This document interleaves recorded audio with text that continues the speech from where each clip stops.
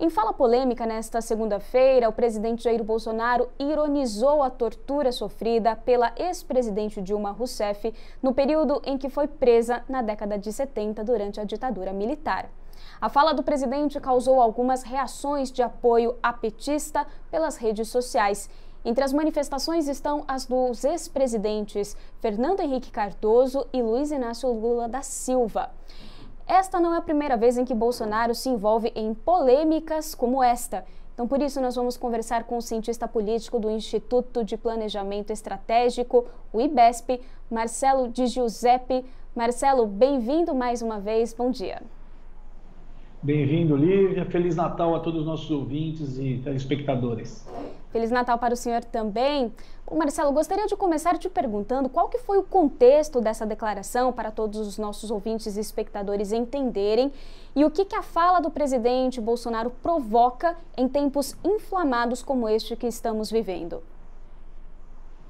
Lívia, existe sim um contexto. Ele falou sobre a real, se houve realmente essa agressão. Ele pediu um raio-x ali para provar que Dilma Rousseff teria sido agredida, teria tido algum rompimento no osso da face.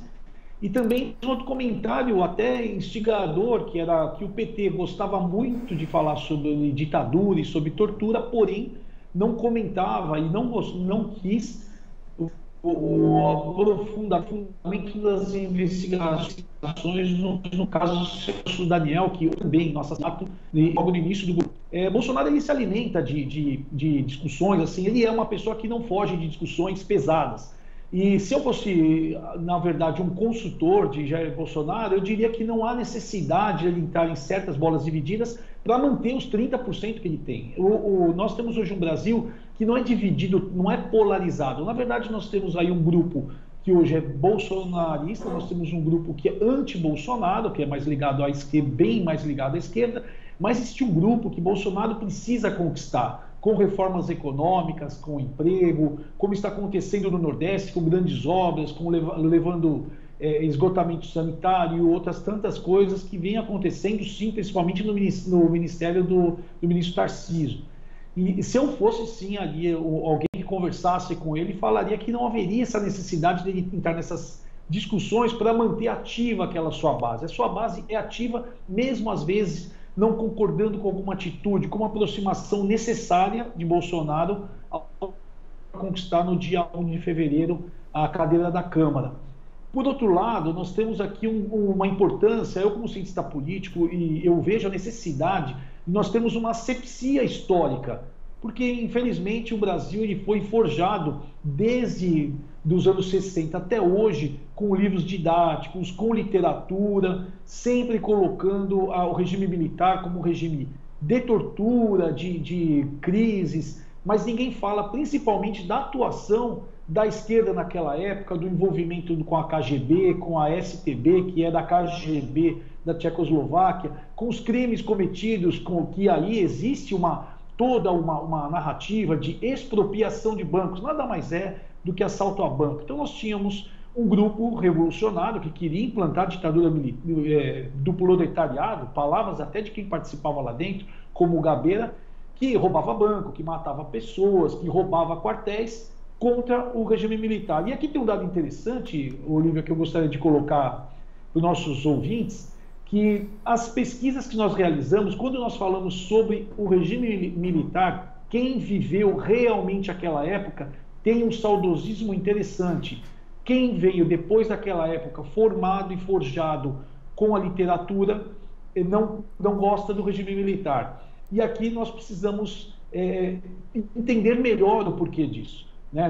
A direita brasileira ela fica muito pequena quando ela não tem espaço na academia, nem na literatura, nem na cultura.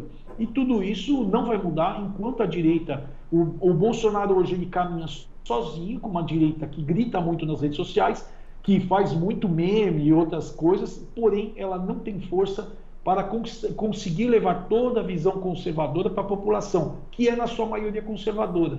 Mas infelizmente ela tem uma imagem ruim, porque ela não tem uma formação. A gente não tem universitários, universidades, academia, literatura e cultura de direita. E o Bolsonaro acaba falando muito sozinho. Marcelo, o senhor disse que o presidente Bolsonaro acaba falando muito sozinho. Qual que é a posição dos militares atualmente relacionado à época da ditadura militar? O que dizem os militares? Nós temos um detalhe importante, Lívia. Os militares que passaram por essa formação que eu venho falando após 1960, eles também sentaram no mesmo banco da universidade que sentou o pessoal da OAB, que sentou jornalista, que sentou cientista político. Todo mundo tem a mesma formação, uma formação muito quadrada, evitando falar realmente sobre, fazendo não um revisionismo. Quando a gente fala de revisionismo histórico, começa a parecer que você quer levantar alguns casos e punir algumas pessoas. Não é bem isso, mas houve sim um aprofundamento das maldades realizadas na ditadura, que não foram poucas. Houve tortura, existiu o DOI-CODE, existiu o USTRA, existiu tudo isso, mas ninguém fala do outro lado do que aconteceu, onde houve ação e reação, ninguém fala sobre isso. Então, os próprios militares formados hoje também têm uma visão muito romantizada. E aqui um dado pessoal, Lívia, em 2010 eu trabalhei durante 8 dias na saúde pública e como cientista político em Cuba. Conheci o país inteiro. Diferente de quem vai passear, desce em Varadeiro e vai um dia a Havana comprar charuto, eu vivi todo o país, toda a saúde pública, conversei com muita gente e pude conhecer realmente a relação Cuba-Brasil da época da ditadura. E é horrível o que a gente ouve, as relações que existiam e que hoje não se fala sobre isso. Marcelo, e essa não é a primeira vez que o presidente Jair Bolsonaro faz alusão à ditadura ou um certo tipo de adoração. O senhor disse que o presidente adota essa postura para manter o eleitorado dele fervoroso, certo? O que o presidente diz ter sido positivo naquela época e o que realmente foi aquela época? Qual que é a realidade do presidente Bolsonaro, do que ele diz, com a realidade do que as pessoas viveram na época da ditadura militar? Claro. Primeiro um detalhe, Lívia, é que o Bolsonaro, ele era militar na época. E se ele estava jogando em um time, ele tinha a visão daquele time que ele estava jogando. Né? Quando você ouve um outro lado, tinha a visão daquele outro lado. Venceu na narrativa histórica o outro lado, porque veio se formando, veio se infiltrando em toda a sociedade de uma forma muito grande, diferente dos militares que ficaram ainda nos seus quartéis e foram incapazes, e aqui tem que ser, se existe aqui uma culpa muito grande, é que os militares foram incapazes de fazer todo o estudo didático, punindo quem errou, porque quando você fala de militar, não existe militar torturador, parece que isso é uma naturalidade dos regimes militares. Basta ler um pouquinho sobre os regimes totalitários de esquerda, que foram muito piores, mataram muito mais que os regimes militares. Mas o que acontece é que não houve esse vencimento de narrativa. Agora, o Bolsonaro, quando ele fala isso, ele não fala simplesmente para segurar esse grupo, ele fala porque ele acredita no que ele diz. E o Bolsonaro, diferente de muitos políticos, e aqui a gente tem que dar a mão à palmatória, mesmo aqueles que não gostam de Bolsonaro. Bolsonaro, ele melhorou um pouquinho, Lívia, a sua narrativa, a sua forma, o seu discurso, a partir da entrada de Fábio Faria, que se mostra um ministro muito competente, tanto nas palavras, na capacidade de articulação e também na capacidade de fazer o presidente entender que não se ganha no grito.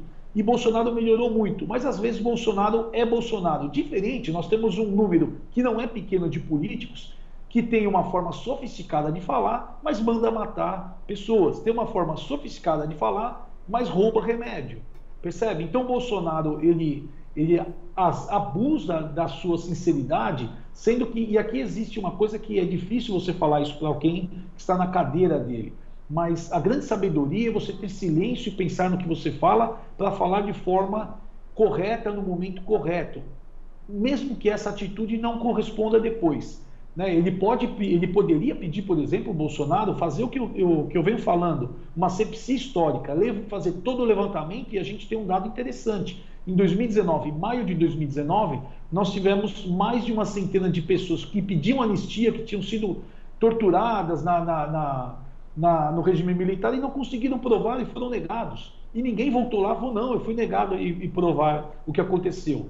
Ele podia fazer sim um levantamento de tudo isso, caso a caso, mesmo porque o dinheiro é público. Nós pagamos com nossos impostos pessoas que sofreram na ditadura, mas que estavam sob custódia do Estado, por isso que é a importância de entender isso. As pessoas estavam sob custódia do Estado e sofreram ditadura. Então, elas precisam sim ser recompensadas. Eu não entendo que a recompensa financeira é o correto. Eu entendo que a prisão das pessoas, que tem muita gente que ainda estava solta, que não foram punidas, né? Mas ele, ao invés de fazer isso de forma mais profunda, porque o dinheiro é público, acaba colocando isso de forma verborrágica. Isso não é bom. O senhor acredita que a democracia brasileira sofre ameaça ou os três poderes estão sim bem solidificados e em harmonia com o atual chefe do executivo? Lívia, a gente realmente vive numa democracia? Esse é o primeiro ponto. O povo brasileiro realmente, naquele momento de voto, ele faz o que ele deseja, aquele voto que ele dá corresponde ao que ele espera, ou o político que recebe o voto dele depois faz totalmente diferente do que o eleitor pensa. O poder do povo, ele só é realizado às vezes no Brasil. É realizado a cada 2 anos no sufrágio e depois, às vezes, quando o povo vai à rua e reclama de alguma coisa e logo você vê o meio político, o estamento burocrático tomando uma atitude para deixar tudo mais ou menos do jeito que está e aquilo continua. Eu entendo que existe aí, é uma história um pouco mais chata da gente falar, que seria sobre os ciclos de Platão, mas nós estamos vivendo um momento realmente que nós não vivemos em democracia. A democracia só vale quando realmente tudo acontece de acordo com o que o povo espera. E a gente percebe que não acontece isso. A justiça, ela não respeita como pensa o povo, como a maioria do povo brasileiro pensa. Os legisladores não legislam da forma que a maioria que a população pensa, e a gente tem frases tristes quando a gente ouve o Luiz Roberto Barroso dizendo que às vezes a maioria não tem razão. A democracia é onde a voz da maioria é ouvida. Você não desprotege a minoria quando a maioria é ouvida. Existe uma mudança disso, é tanta necessidade da proteção da minoria que esqueceram a maioria. E é por isso que a gente percebe em pesquisas qualitativas principalmente, um desgosto com o Brasil. A gente teve um crescimento de pessoas indo embora do Brasil porque as pessoas não confiam mais em quem está acima. E também a gente percebe muito mais no nível de abstenção que a gente tem hoje.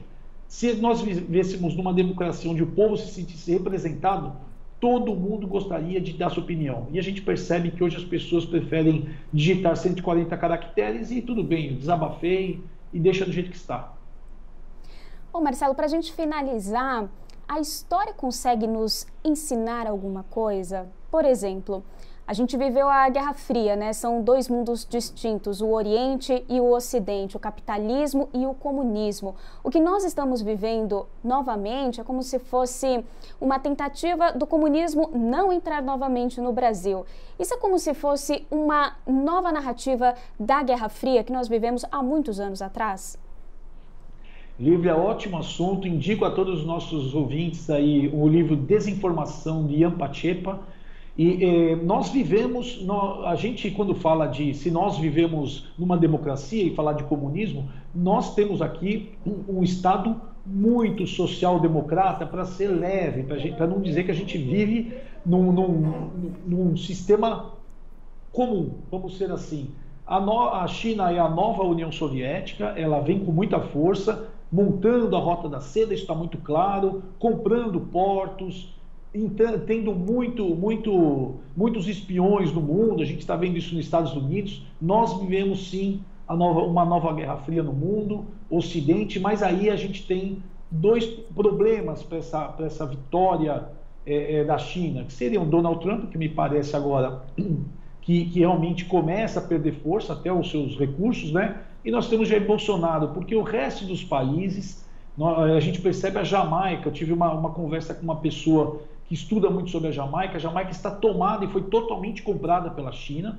Então a gente percebe que existe uma forma mais inteligente do que aconteceu até Khrushchev, né? Houve ali até a guerra ali dos mísseis, né? Quando chegou naquele momento, houve um rompimento e houve uma separação, continuou ainda tendo algum tipo de invasão. Dessa vez, me parece que a gente vem sendo sim, e aí a pandemia entra nesse contexto, que a gente tem que tomar muito cuidado para não entrar numa teoria da conspiração total. mas que existe muita coisa acontecendo, e eu digo a você, de peito aberto, que me assusta muito os próximos 3 anos, porque existe sim aí um fortalecimento da força da União Soviética, Rússia e chinesa.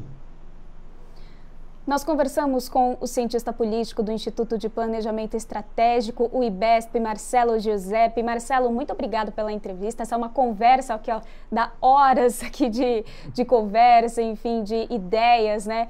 Mas a gente deixa para as próximas oportunidades. Muito obrigada. Obrigado, Olivia, pela confiança, pelo respeito, e a todos um feliz ano novo e que o ano de 2021 seja um ano muito mais tranquilo para todos os brasileiros. Assim esperamos. Obrigada igualmente.